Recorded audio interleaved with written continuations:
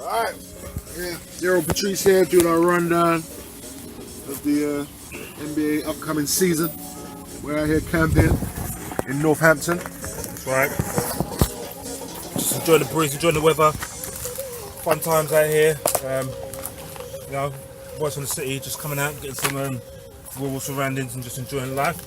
But obviously, all things basketball, NBA. So, we kicking off just telling you your thoughts of Minnesota. Obviously, making some big trades and some nice couple of draft picks, etc., etc. So, realistically, can they make it to the playoffs next season? To be honest, man, I think Minnesota, you've got to consider them a playoff lock. It's just kind of so beyond the realm of not possibility, but it's like it seems to stretch in your mind because they haven't been to the playoff for so long, and you don't want to just assume just because they got the team they got together they're going to do it. But not just Jimmy Butler, but the fact that you've got to expect Wiggins and Towns to make a leap forward. You know what I mean? Yeah. Towns coming into his third year, Wiggins going to his fourth year. They've got to take a leap. But generally, And then, you know, just I think the X factor is the effect that Jeff Teague will have, to be quite honest, relevant to Ricky Rubio. Yeah. Ricky Rubio is so good at generating points for the other guys, but obviously he had his limitations with the shooting. yeah. And Jeff Teague's a better shooter, a better scorer, not a knockdown shooter by any means, but he's a good shooter. And so it'd be interesting in terms of how he runs that offense and gets everyone's their shots. That's cool. So it's funny, it's such a paradox because Rubio would have been so good in terms of making sure everyone gets their shots. Yeah, totally. Now you've got another power player with Jimmy Butler on the squad. You understand what I'm saying? Yeah, I'm not sure what their rankings were last season, but it's a good point you make about Jeff Teague being a good shooter because ultimately that's kind of one of their flaws, I think, because Zach LaVine was a good three-point shooter, but he's gone. Jimmy Butler is not the great three-point shooter. Carl Anthony Towns should be taking threes, he still does. Wiggins is an up-and-down shooter. So I'm not sure where they're kind of three-point in this league, man. 3 points over 2 points is almost a standard play now, True. you know. So I think it's going to have a hard effect. But it's funny as well because like with Chicago last year, everyone talked about it, and you almost thought, well, it's probably not going to be as much of a factor that everyone's putting it out to be, and it was very much a factor in Chicago. You know, they never adjusted. But you know, Jimmy Butler, he can shoot a bit. It's like when you look at them, they're not all superlative shooters, but they're not bad shooters either. Teague, Butler, Wiggins, Towns, they can all knock it down. You understand? You know, Yeah. and I think their defense will take a leap forward this year. I think the young guys will be better acclimated to Thibodeau's system. Yeah, You know, Taj Gibson coming on board. Gibson, yeah, totally. Then, and even though like Jamal Crawford's got his limitation defensively, I think considering how I think this team's going to play, and they're going to be grit and grind, and they're going to score because they've got so much talent offensively. I think just having his game off the bench is just a different factor that can come in and give them a boost, you know. So I like the team, man. Yeah. I don't know what they're going to be yet, but they're going to be better than last year. And in answer to your original question, I think they're a playoff lock, man. Yeah, you know what? Part of me definitely agrees on paper, and I also think, you know, Butler and Crawford won't allow kind of anything less, and they'll bring the other guys up. You know, and obviously Jeff Teague's got that experience as well. So, you know, you've got a lot of kind of all-stars there into the mix. You know, and I think, you know, Taj Gibson, you know, so underrated, one of the most underrated players. So, yeah, I'm there definitely first round in my opinion. I think every second round. The dude for me is Towns, man. This guy's a beast, man. I'm sorry, seriously. He's the second half of his season was so overlooked. Yeah. In terms of what he was doing. I haven't got the exact stats in front of me, but he averaged maybe 24, 25, you know, 12 rebounds, that sort of thing. Obviously, his main critique that he's getting from people now is his defense, and they want him to step forward more, and I think that's naturally going to come, to be quite honest, because he's got all good defensive instincts when he's playing. But I think this kid's special, man. Seriously, I think he's going to be But do you think though that he one of the. plays like a centre? Can he adjust to a centre role, or is he just a player and gets it by any means? You know, because I see him, like you said, he's got unlimited potential, but it's almost the Anthony Davis factor where sometimes they've got so much talent they don't know how to kind of confine and restrict to what the highest possible avenue is to kind of do their work, which is ultimately under the basket. You seem to take man's off the dribble. You know what I mean? And he's pulling up for threes and stuff. And not that he can't do it. He's got the ability, but I think what about the other factors? Who's going to get the rebounds? Who's going to, be that presence? Who's going to be that commanding factor? I know. Yeah, I mean, Gibson is, but he's not as domineering as some of the bigger guys in the league. But I know you're a fan, so. I just think that this guy is this new wave of centre that's coming through, man. I've got a theory in terms of like the centre, what's happened with the centre position over the last couple of decades. Okay, Hear it. okay. So you had, a real kind of a golden age for us, man. When we came in the game, I remember they used to talk about the super centre, and it was Patrick, Ewan, Dave Robinson, and Hakeem Olajuwon. It was those three centres, and then Brad Dougherty was kind of. Yeah. You know what I mean? But those three were like three marquee centres, and you knew they were superstars compared to the other centres. Then Shaq came along, and you had other, Alonzo and so on and so forth. But you had those classic, back to the basket, down low, bang them centres. Yeah. Even though they had different games, Pat, all of them could step out, except for Shaq, and shoot. Large ones, games were large ones, but it was generally the classic centres that we knew from Kareem and Moses.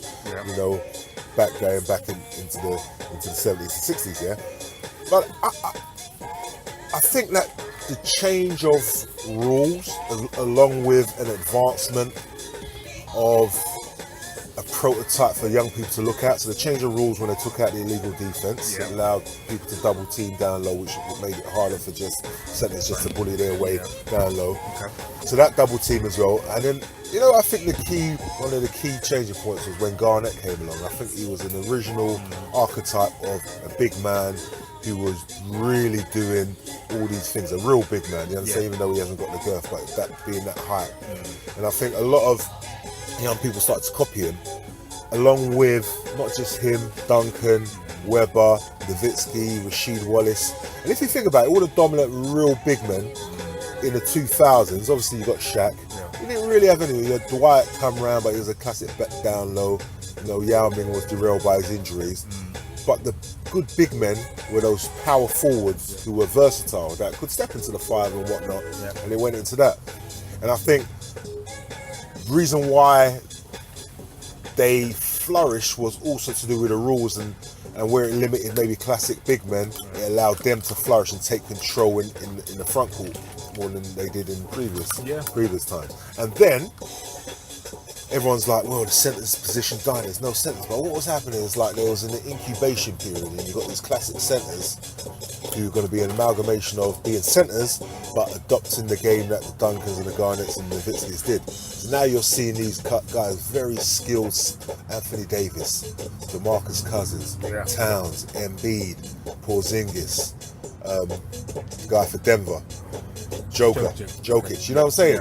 All these guys, Miles Turner in Indiana, all these guys are now very versatile, skilled centers, and I think you're going to see a re-establishment of the dominance of the center, even though the game has changed and it's harder to do so because there's so much control with the guards. So I think someone like Towns, his game is just an evolution of what's happened over the course of the last couple of decades, man. And I don't think you're going to see many back-to-back banging centers, unless you've got like someone whose dad was a Shaq fan and his son was a big kid and he raised him to watch this tape, this is how you play basketball, his dad focus on them. Other than that, there's so much influence with social media. The kids are going to see all these other players shooting threes and dribbling. They all want to do that. Okay.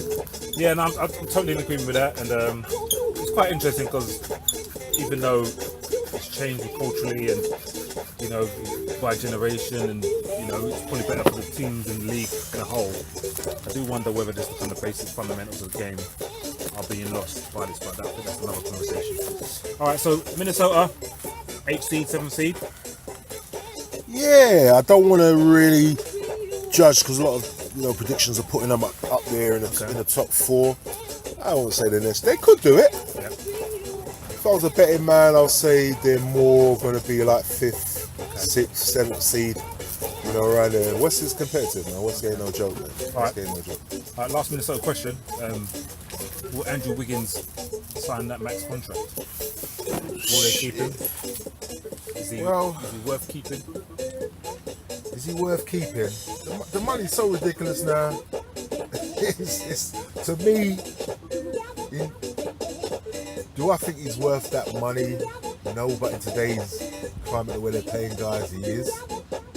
There's something in his game that's, listen to me, there's a bit of fire, a bit of attitude where I'm not sure if he'll just be an average type of Rudy Gay type forward, you know what I'm saying? I don't know if he'll take that next step. He just doesn't seem, I'm not saying he hasn't, just his demeanour is just interesting to me.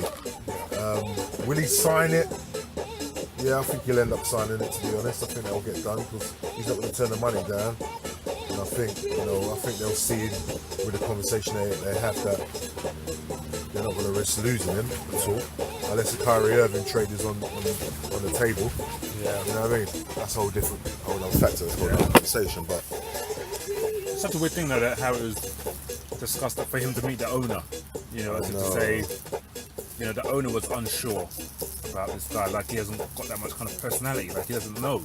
Owners should know everybody who they're paying in terms of a basketball team. Yeah, it's like a business deal, right? I wouldn't do a business deal. Yeah. So you want to sit opposite that person if you can and look them in the eye and know they got that heart. So he must have his reservations regarding that. Exactly. Where's that established from? This is the #1 draft pick, so the owner must know. I'll use this parallel with them though, because you look at him, he's made incremental improvements in his scoring average. He averaged like 23 last year, you know what I mean? He's only 21, he's a young cat man. But you remember when OKC were coming up, and they just moved from Seattle to OKC, and they got Westbrook and Harden on board with KD, and it's like they were still losing. Remember that first year they came back, they won like 20 games and they improved, as they went up. And I remember then the difference with them, they made the playoffs that year. They got beat by the Lakers, but you knew this was a team that was up and coming. Yeah. And before you knew it, they was in the finals against Cleveland. You know what I mean? And sometimes you got to give kids a chance to mature, man. Remember, these are guys that would normally be juniors and seniors in college now, and they've come out earlier. So you got to, I think, be cognizant of some of their development in the early stages of their NBA career. Yeah, no, totally. But on the flip side, it's almost like Can you borrow your car keys, please, sir? You can do. Wonderful, this is it. We've got Rodney in the house. What is wonderful talking on our Who's that? podcasts and stuff like that. And talk about NBA. So Rodney, what's your take on Minnesota? Just quickly before you head out. There's a lot of work to be done there that they can do for you. All right. So we'll come back another time and talk about Minnesota, and we'll see how they're doing during the season. Stick with us as we talk more NBA, and we'll get your thoughts. Peace.